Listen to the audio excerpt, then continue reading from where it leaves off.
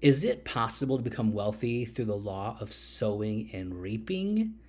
In today's video, Jim Rohn talks about 7 key elements of the law of sowing and reaping. So let's get into it.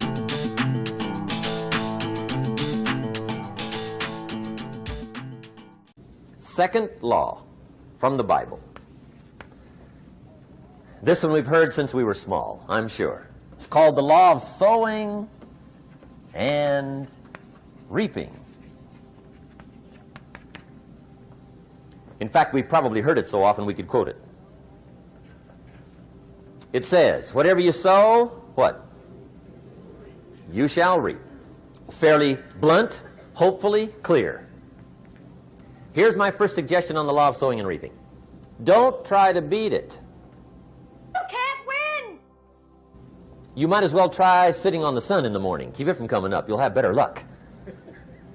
Whatever you sow, you reap. Now, for a fair share of my life, I'm a bit mixed up on how all this applies. Among a lot of things I was mixed up on. I knew I wasn't reaping too good. That I understood. My problem was I was confused about what was causing it. Remember me with the funny list? I thought those are the reasons why it isn't working out well. And then Mr. Schoaf gave me the clue that helped me figure it all out.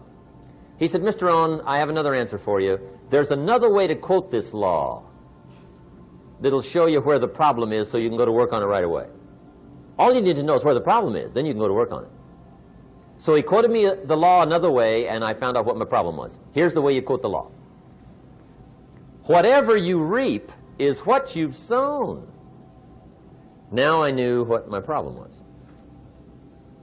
Whatever you reap is what you've sown. If you don't like the crop, who do you look up? Answer, whoever planted it. And where do you find who planted your crop? Answer, in the mirror. What I finally learned to do come fall was to go to the mirror. That's where you go. And if necessary, you say, a few skinny carrots? I got to be unimpressed. Where were you last spring?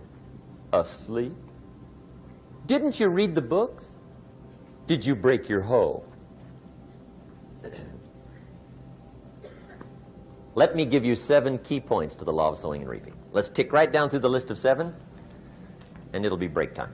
7 points to sowing and reaping. Here's part of the philosophy that really helped me to make some changes in life direction.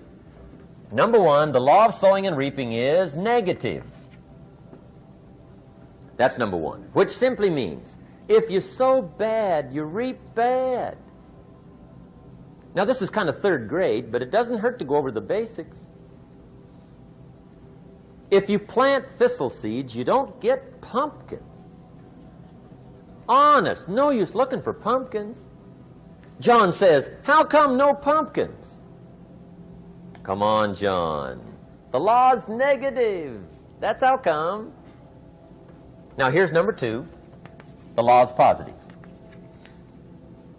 Which simply means if you sow good, you reap good. If you plant pumpkin seeds, you don't get thistles. Not from pumpkin seeds.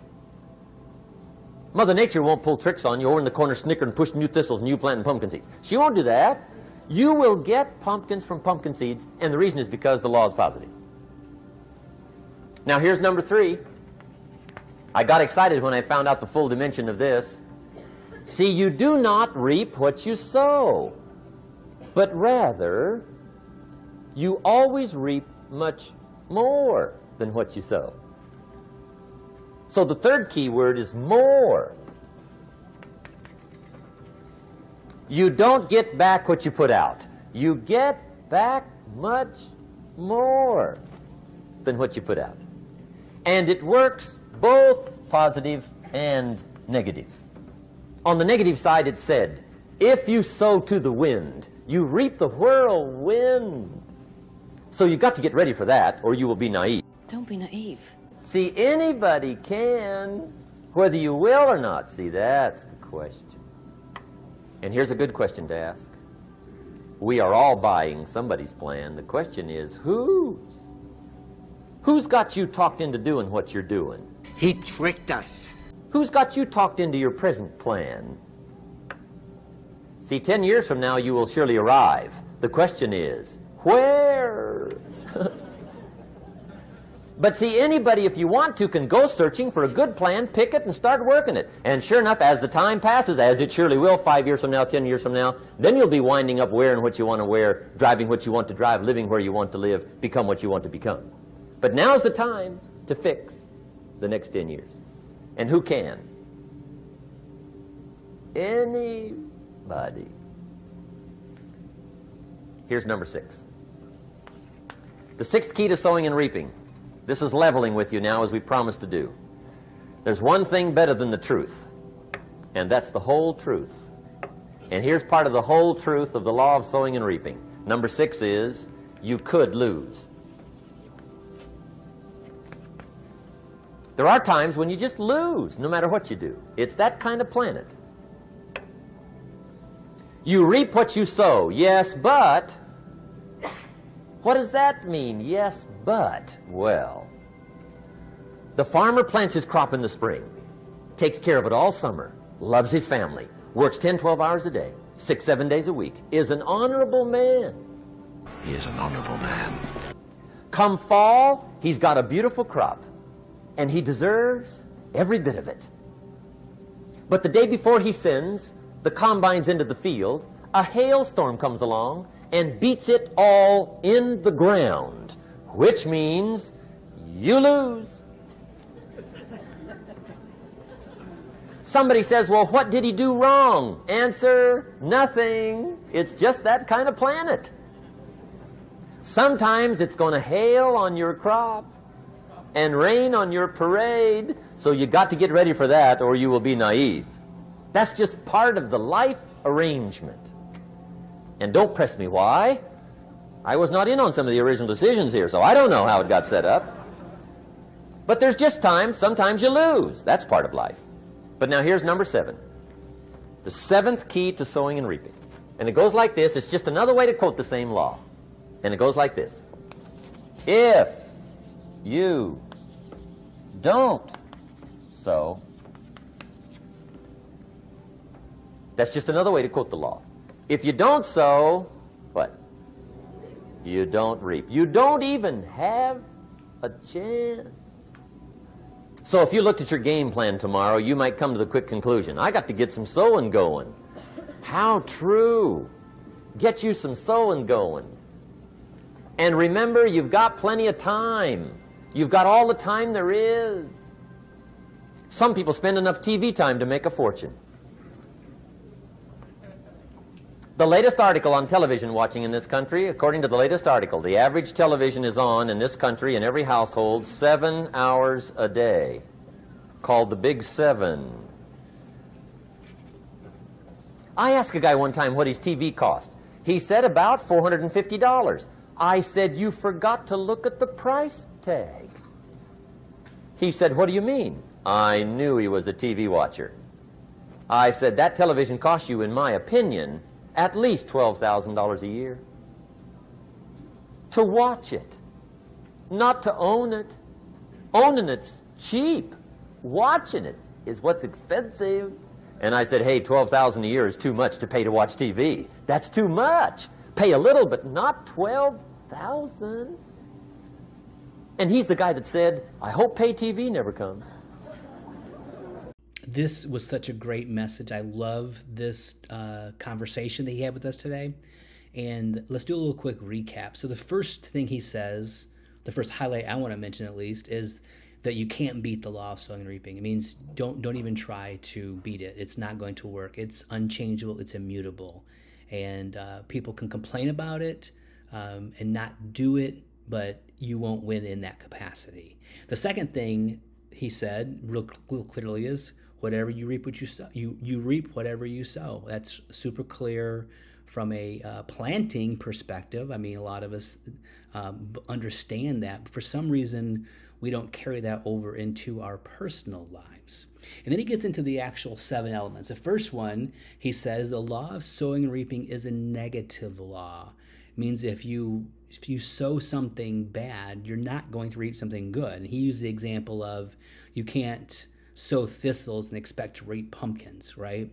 But we do that all the time in business world. You can't sow untoward behavior, unkindness, tricking people, using people, abusing people, and expect it to work. It might work for a little while, but it will not work forever. And eventually, the truth will be exposed. The next thing he said, the law is positive. So you reap what you sow, meaning you plant pumpkin seeds, you eventually will grow pumpkins. If you plant corn, you'll grow corn. You can't plant marshmallows and expect to grow, reap pomegranates. It just doesn't work that way. And then the next key element he mentions is that we reap much more than we sow. And grew up on a farm as a kid, and we had corn, big corn field because we had animals, and then we also had tomatoes. That's primarily what we grew, tomatoes for our own enjoyment. But think about a tomato plant. I mean, there's several seeds in it, and you don't just grow one tomato in a plant. When you plant a seed, a kernel of corn that's used, a stalk will show up. You get 3 or 4 ears on a stalk, and each stalk has several kernels in it. We can reap more than we sow. The next thing, it works both positive and negative. So that works the same way. And he used the example from the book of Hosea. If you sow bad things, you're going to reap more bad than you sown. If you sow good things, you're going to reap more good than you've sown. He used the example again, Hosea. They sowed the wind and they reaped the whirlwind. So a lot of times, what we have in our lives is what we deserve, which is hard for a lot of people to accept, because a lot of us, often operate in a victim mentality. What's fair? Life is not fair. You have a great philosopher from Chicago, Grandpa from The Princess Bride, says, "Who told you life was fair?" Right? Well, who says life is fair? The next one is sowing and reaping works for anyone. The seed doesn't care. The soil doesn't care. The sunshine, the rain doesn't care who plants it, who tends it, who reaps it. It works for whosoever. And the next one, this was the more of a negative thing he brought in. You could lose. You could do everything right, and then a hailstorm could come the night before. And sometimes we have a lot of people who teach like the prosperity gospel to think, it's, something bad happens, you must do something wrong. No, we live in a planet that's unfair. Previous point, it's unfair sometimes, or seems unfair. Sin has cursed everything, and bad things do happen to good people. Doesn't mean we shouldn't sow, though, right? And his final point was, if you don't sow, you can't reap.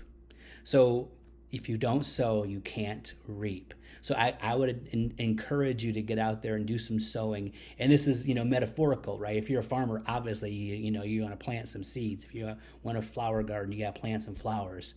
But this is about business stuff. You can't expect to be a millionaire and just kind of wait in your house and expect people to throw money into your house. This is one of my fundamental issues with going back to the prosperity gospel, is that people say if you just sow money, you'll get money. It's not necessarily true. So you might have an opportunity to earn money.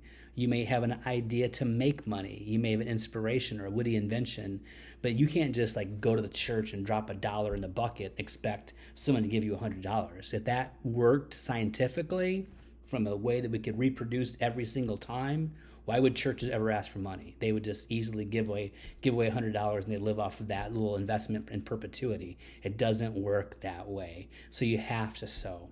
And we all have time, right? So he used the example of television. So if you're working and you're working 40 or 50 hours a week, I get it, it's a struggle. Maybe your job is not meeting all of your needs right now that you want, or all your desires.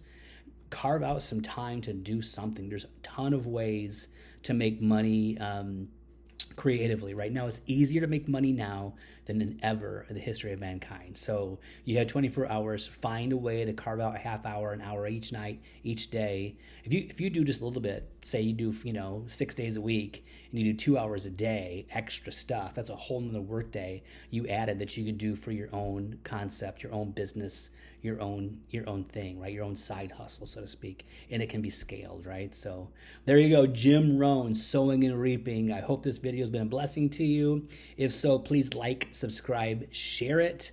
comment if you'd like, and I will see you soon with a new video. And until then, I dare you to profit so that you can practice and promote radical, revolutionary generosity. Blessings.